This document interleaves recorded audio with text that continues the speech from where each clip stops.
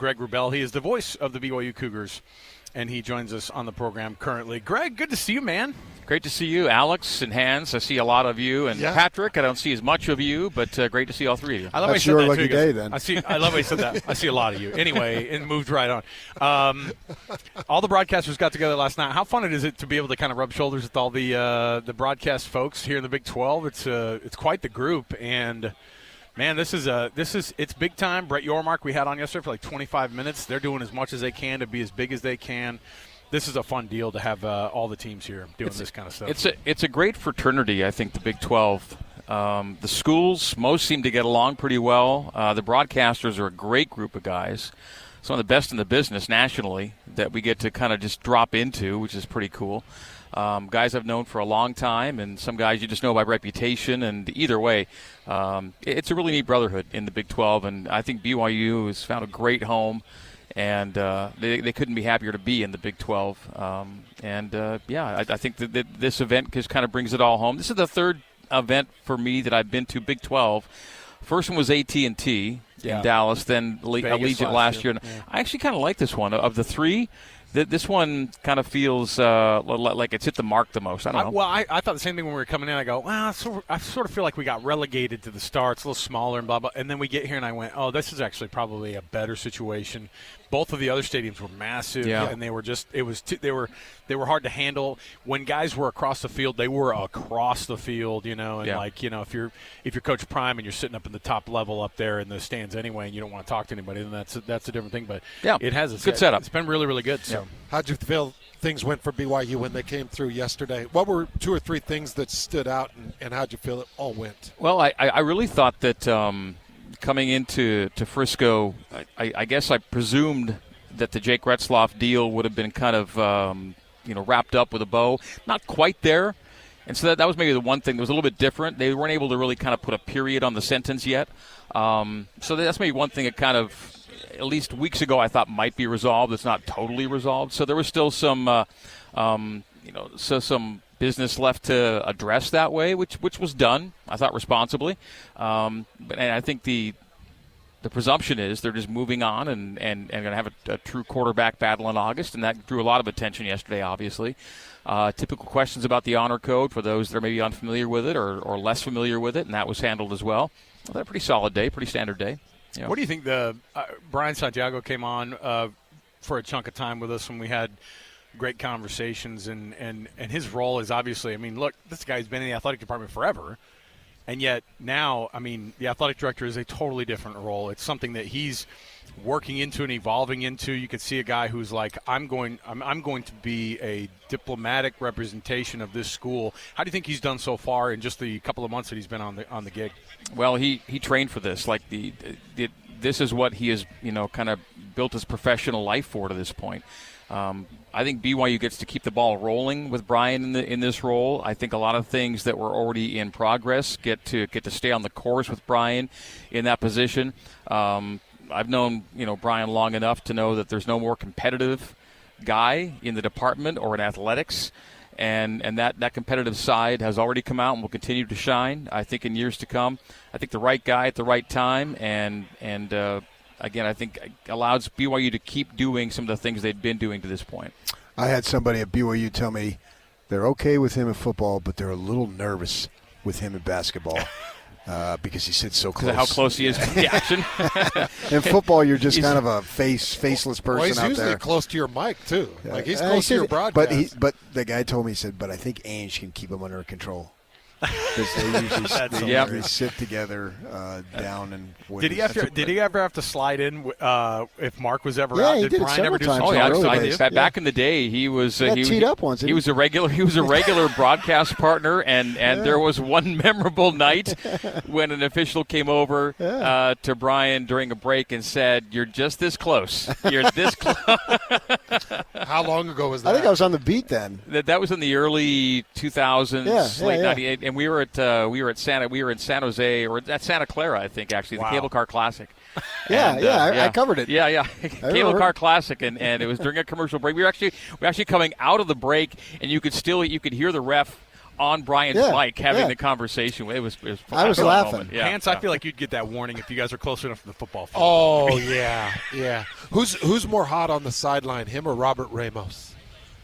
Ramos has toned it down. Has he? I think so. Back when I was playing at BYU, Ramos was hot. And he's right on the bench, obviously. But Brian's he's a fiery guy, but he knows too the role that he's in now demands a certain level of decorum, and he'll be fine. But man, you brought it up, and PK and Alex and I, we talked about it.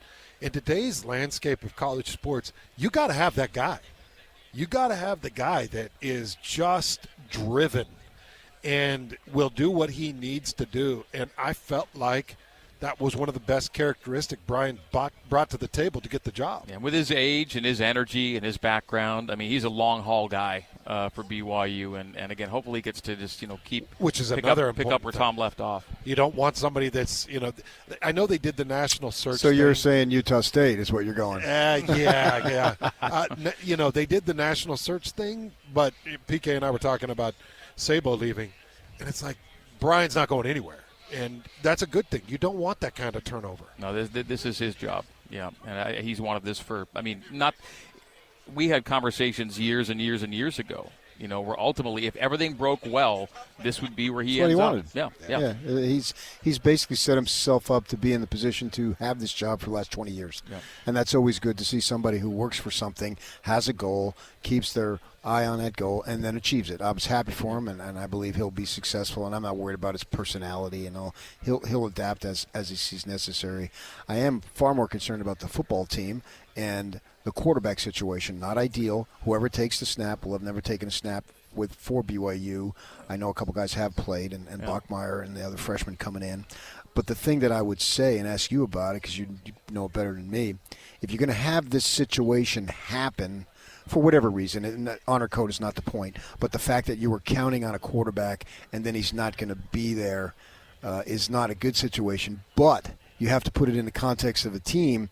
I think that if you had to have this situation happen, this might be the best situation to have it happen in because you got a lot of guys coming back on both sides of the ball. You see where I'm going with that? You want, if you have the ability to start with a senior quarterback, which would BYU was looking at a couple months ago, I mean, that's ideal, right? Right. And so that's what they were building up toward, and now that gets kind of torn up.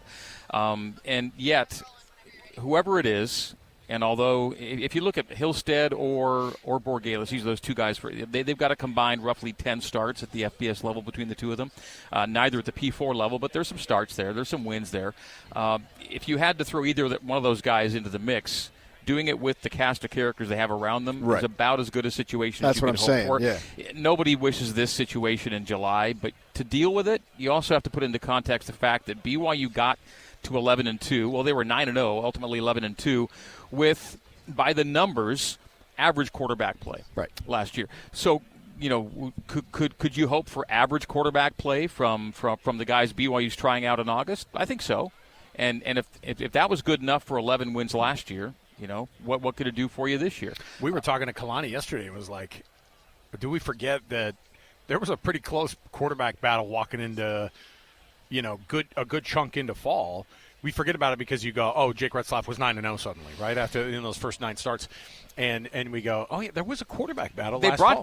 They brought Gary Bohannon in. And they brought in a senior quarterback with a lot of Division I reps. And it was very close. And they did that for a reason. Yeah. They weren't ready to just hand it to Jake. Right. Gary, never maybe got back to his pre-injury level, but they brought him in for a reason. And so, yeah, and that said, BYU's offensive numbers last year, the best numbers were actually the scoring numbers. But those scoring numbers included defensive and special teams touchdowns, which don't belong to the offense. Right. The scoring numbers outpaced everything else. Everything else BYU did offensively, with the exception of fourth down conversion, was middle of the pack to lower half in the in the country. They were okay offensively. They were exceptional defensively and on special teams. The offense was just good enough last year. Now, Jake Retzlaff wins them a couple of games by the guy he was, and he also made decisions that, probably lost a game or two as well over the last couple of years. For sure. The 2 picks last year. And you go back to the previous year when he was filling in for Keaton Slovis, and there were for the good you got from Jake, you had those moments where you kind of like, just make the right play. So I guess roundabout way of saying they can be okay at quarterback this year because they were just okay at quarterback last year. Greg, I want to kind of just get a broad perspective from you. You've been the voice and you've been such a spokesman for BYU over the years. And we have watched this significant jump in recruiting. Significant jump. I mean, signing names and guys, Ryder Lyons just last week, and we've talked a lot about A.J. DeMonta. What's it like from your point of view, having been at BYU so long and, getting the 2 and 3 stars and developing guys into dogs and building the Kyle Van Noys, to going now to a one-and-done 5-star best player in the world, A.J. DeMonta, and a big-time guy like Ryder Lyons? What's that like? Well, I guess it shows that BYU, when given resources and given ability to compete with other teams at that level, they're as equipped as any team in the country to bring in those kind of recruits who are willing to abide by the honor code and live a BYU lifestyle. I think that's all it really took was BYU putting itself, or BYU ending up in a position where they were subject to and competing with the same regulations as everyone else, because the resources of those who support the program are formidable at BYU. I've never been the deepest recruiting guy. Like, there are recruiting insiders out there. I've never been or aspired to be one of those guys. I tend to I'll call their games when they're on the field. Because we've all seen guys wash out, and we've seen guys come out of nowhere. Some of the best BYU players I've ever called, nobody cared about them on signing day. I know, that's so funny. And it's been that way forever. You could say that for every program. Yeah, sure. and so I kind of wait to see, but there are certain things that appear to be on their face game changers, and AJ and Ryder would appear to be 2 of those kinds of guys. I'm just glad that BYU's in the position to compete that way with everybody else. Does that surprise you at all? Because for years we heard BYU was cheap on the coaches' salaries, cheap on recruiting budgets, blah, blah, blah, blah, blah. And now we don't hear that, and it's gone. It's funny in a sense. And it was gone almost overnight. Yeah, not ha-ha funny, but just weird that BYU is in the game, and we were talking about it earlier. Some people think it's a little uncomfortable, a little seedy. We're sports guys. We want BYU to do good. I mean, nothing better than to have BYU versus Utah in the conference final for our business. Mm-hmm. Obviously, you know all about that. So we think it's great, and they've got nothing to apologize for. But it's still, when I step back a little bit, it does blow my mind. Even a couple of years ago, people might have thought, well, BYU will never be able to fill in the blank. And now they are. And they do. Now, part of it's Big 12. You have to, at this level, be in the game. But they're winning the game now. Yeah. And it happened quickly. I was going to say, would they be doing this in Independence? Would you get the AJs? They could. Would you get the Riders? No. You had to have the this draw. Access is the first draw. Yeah. And then you go from there. And they didn't have it as an independent. They just didn't. They were losing recruiting. They would always lose recruiting battles. Yeah. Pac-12 versus Independence. Yeah. Because of the visibility. Right up the street. I mean, obviously. Lack of the visibility. I mean, you get that immediately when you come to a P4 conference. And I'll bring up Keanu Tanavasa as an example. He said 5 years ago, and BYU still, but 5 years ago, BYU then to BYU now, I didn't consider BYU 5 years ago. They didn't have what they've got now. It's a totally different thing. And it's not just membership. Kalani was there 5 years ago. Kalani's there now. He said it wasn't just Kalani. I could have come for just Kalani, but I needed more. And they've got the more. You've got to have the competitive angle, and they've got it now. I will say that with this, and having been affiliated with BYU since 1996 and watching the evolution of BYU, I will say that I do feel the money and resources that go into recruiting, the money and resources that go into coaching. There used to be this philosophy and belief of, you show up as head coach at BYU, you'll be there forever. I think nowadays it's, you got to win. Like, okay, you got the resources, you got the funds, you got a paycheck now that's competitive with anybody else in the country. Now you got to win. Like, there's not an acceptable 2-win season that extends 3 years. You got to find a way. Like, you can have a bump season, but you got to find a way to win. I think that might have always been there. I mean, they fired Croton, they fired Roger.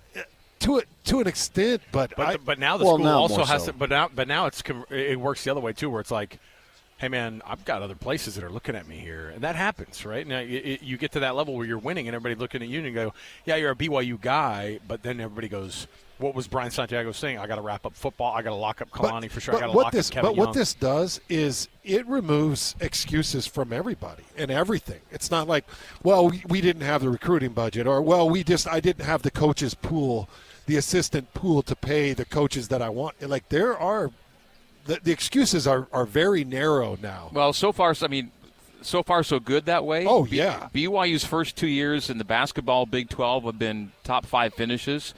Kalani's first year in the Big 12, they could have gotten to a bowl game, didn't by losing those last games. Second year, they go and finish with the best regular season record in the Big 12 in conference play. But Kevin Young's it took no time. Yeah. It took no time for Kalani and They're Kevin to get best of the results money. in the Big 12. It didn't take a ramp up. I think Utah, just use an example, had to ramp into the Pac-12. It took a few years till they got the thing going. Credit to BYU for using a really short runway to get good in the Big 12. And I think Independence was a better proving ground for BYU leading into P4 than the Mountain West was for Utah going into the Pac-12. Utah had a steeper curve. They weren't getting that preparation in the Mountain West Conference. BYU, by scheduling an independent schedule, having 5, 6, 7 P5s on a schedule in a given year, they got better quicker in the Big 12 because they had that back. When Kalani got to BYU, he was always telling Tom, if there's a great team, let's get him on the schedule. He says, in hindsight, I probably gave us too hard a schedule year in, year out. We grew from it, and that growth allowed BYU to compete quicker, I think, in the Big 12, which we've seen through 2 years. Yeah, well, in fairness, Utah had 1 year, BYU had 2. But, I mean, your point is still well taken that I think that did help them. And then the Big 12 going – if you would have gone from the Pac-12 to the Big 12 in basketball, let alone from the West Coast to the Big 12, even the Pac-12 to the Big 12 would have been an enormous jump. So that's a major boost. You are literally playing, as you know, top-flight competition, great fan bases, every game on television. For a college basketball player, whatever you want, you can get it in the Big 12, and you can get it at BYU. And Kevin Young, almost metaphorically overnight, that's another thing. I mean, I got a simple mind here. Let's call it like it is. But that even blows my mind. Just look at the roster. Come on, I covered basketball for BYU for decades, and what they have now, I never would have predicted that. No. And here we are. I mean, you probably have go to church on Sundays and have 20 people a week ask you for tickets to basketball games, and you got to tell them you can't help them. I mean, this is going to be the hottest ticket in town, in the state, once this thing gets going. Kevin Young at BYU is one of the biggest stories, I think, in Cougar athletics history. Yes. Yeah. People have always said, NBA guys to college, it never works. It's different. The examples they've been using were, older NBA guys that are kind of looking bounce for back. Yeah, looking for a landing. This is no. This was a guy on an upward path to a head coaching job, and he changed course to come to BYU. It's clear why he was the highest paid assistant in the NBA.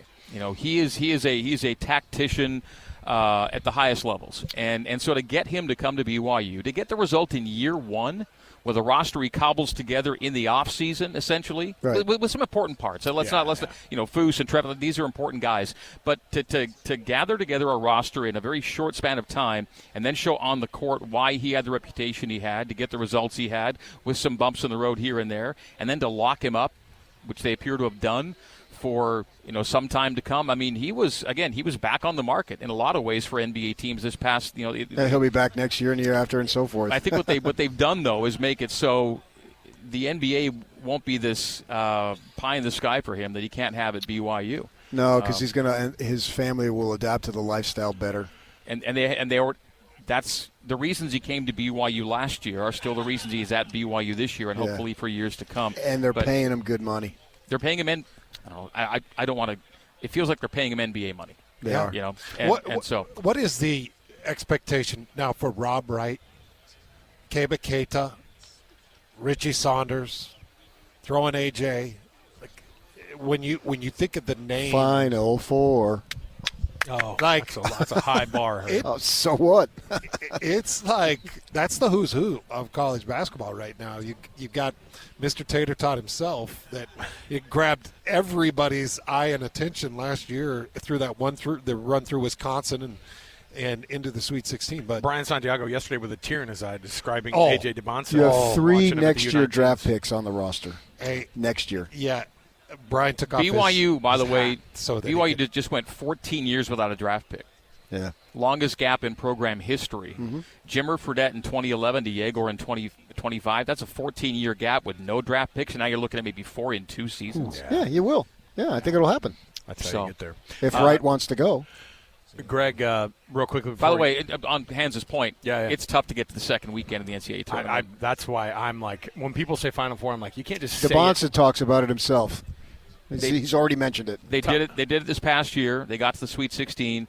I'll tell you this: if it's a heck of a lot easier to do it as a 3 than a 6 or anything else, and hopefully BYU ends up in that top 5 seed category this year, where it just makes it that much easier to get into the second weekend. Then who knows? Right. I think it's now that you and Hans are actually that they've required you guys to that he's your roommate, so you can keep a better eye on him. You guys are sweet mates at the. It's like the traveling football team. Who's your roommate? Oh, Greg Wrubell on the road. Going into year 3, what can Hans get better at in his gig?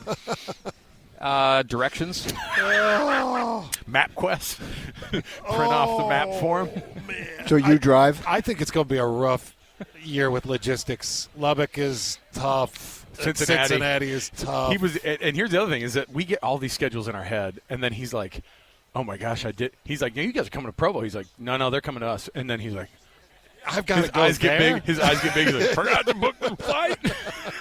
So you guys sound so good together, though. It's such a fun. It's a great nice. dynamic. It's really fun. There are very few deal breakers for me in this business, but single rooming list is one of them. Yeah. Yeah. Bonneville As much frowns as I've on it, too. requested it, I'm telling Mr. Acera 24/7, like, why? Let's save money. Just put me in the room with Greg. This guy's good. This guy's really good at analyzing football. I mean, I think he could drop the radio gig and do that full time. I mean, I'm dead serious. I appreciate He's that, really BK. good at it. I'm blessed. When he's standing and hovering in that room, and I'll look over sometimes, I'll be like, "There's a pacing situation going on in that room," and I'm like, "There's so many personalities in that room." I'm you getting guys are sweaty. The amount of angst in that thing, and I've watched both of you guys closely work for a lot of years, and so it works phenomenally. You guys do a great job. No, It's I awesome love to the see. energy Hans brings to the broadcast and to the booth, and it's a good vibe in there. It's I always use the phrase choreographed chaos is what it is in that booth, and never gets old. Well, what doesn't get old is the Big 12 action. These Great games, football. Yeah. Greg. We were talking with all the different broadcasters yesterday, and you leaned over to the Kansas State broadcaster White, and you were like, "It's one of the craziest games I've ever seen." K-State BYU last It year. was Yeah.